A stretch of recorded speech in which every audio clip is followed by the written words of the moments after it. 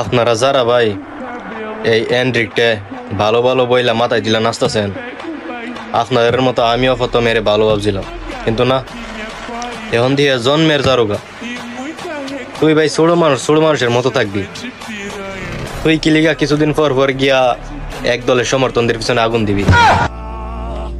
মানে একটা শর্ট মারে দূরত দিয়ে গোল মারে, হেড মারে দূরত দিয়ে গোল মারে, আর আফাটিনার পিছনে আগুন দাউ দাউ করে জ্বলতে থাকে।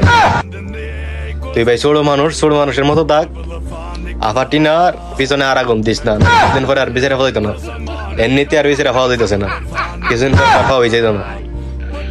এই প্রিমিয়ার লিগ দিকে একটার পর একটা বাপ বানাইতেছে, তুই আর কোনোভাবে আর সান্ত্বনা দিতে পারতেছে না। তো ভাই তুই আর অন্তত একটু সান্ত্বনা দে, তুই আর গোল দিস না কোনো ম্যাচে। তুই বেঞ্চ বইয়া তাইস, তারপরে তুই আর কোনো ম্যাচে গোল দিস না। সমর্থন আর কই যাওয়া যেত না ভাই।